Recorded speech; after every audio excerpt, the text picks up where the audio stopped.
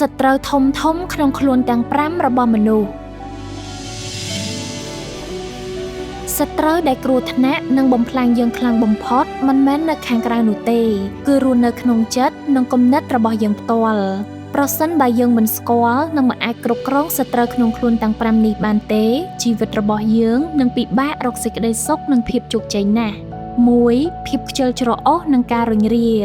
គឺជាឃាតករស្ងៀមស្ងាត់ដែលសម្លាប់នូវក្តីស្រមៃនិងសមត្ថភាពរបស់មនុស្សវាគឺជាសត្រូវដែលតែងតែបបួលយើងឲ្យចាំស្អែកឬក៏ចាំពេលក្រោយនៅពេលដែលយើងបណ្ដោយឲ្យភាពខ្ជិលនិងទម្លាប់ពន្យាពេលមកគ្របដណ្ដប់យើងបានពេលវេលាដ៏មានតម្លៃវានឹងកន្លងផុតទៅដោយទទេហើយក្តីស្រមៃធំនឹងคล้ายទៅជាការស្រមៃចោលតែប៉ុណ្ណោះ2អំនួតនិងភាពអាត្មានិយម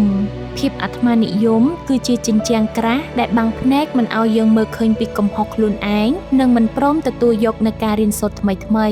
មនុស្សដែលមានអំនួតខ្ពស់គឺតែងតែគិតថាខ្លួនឯងត្រូវរហូតមើលស្រាលនៅសមត្ថភាពអ្នកដទៃនិងមិនព្រមចោះចាញ់ឬក៏សុំទោសឡើយសត្រូវមួយនេះគឺតែងតែបំផ្លាញទំនាក់ទំនងល្អជាមួយមនុស្សជុំវិញខ្លួននិងបញ្ឈប់នូវការអភិវឌ្ឍខ្លួនឯង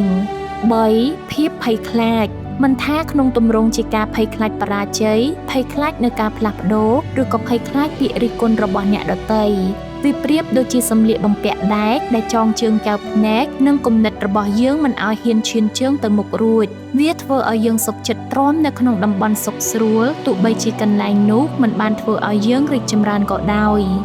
4ភាពលោភលន់និងការមិនចេះស្កប់ស្កល់នៅពេលដែលចិត្តរបស់យើងពោពេញដោយភាពលោភលន់យើងនឹងមើលរំលងនៅអ្វីដែលយើងមាននៅពេលបច្ចុប្បន្នហើយខិតខំស្រវ៉ាយយកអ្វីគ្រប់យ៉ាងរហូតភ្លេចគិតពីគុណធម៌គ្រួសារនិងសុខភាពផ្ទាល់ខ្លួននៅទីបញ្ចប់ភាពលោភលន់នោះវានឹងនាំមកនូវភាពតានតឹងនិងការបាត់បង់ជានិច្ច5គំនិតអវិជ្ជមាននិងការសង្ស័យលើខ្លួនឯងគ្មានសត្រូវណាមួយមកបំផ្លាញយើងបានធ្ងន់ធ្ងរជាងសំឡេងអវិជ្ជមានដែលបន្លឺឡើងនៅក្នុងខួរក្បាលរបស់យើងផ្ទាល់នោះទេសំឡេងដែលតែងតែប្រាប់យើងថាឯងធ្វើមិនបានទេឯងមិនពូកែគ្រប់គ្រាន់នោះទេឬក៏ជីវិតរបស់ឯងគ្មានសង្ឃឹមទេវាគឺជាថ្នាំពុលដែលផ្ដល់នូវភាពអស់សង្ឃឹមប៉ុន្តែប្រសិនបើយើងជឿទៅលើសំឡេងអវិជ្ជមាននោះយើងនឹងចោះចាញ់តាំងពីមិនទាន់បានចាប់ផ្ដើមប្រយុទ្ធមកម្លេះ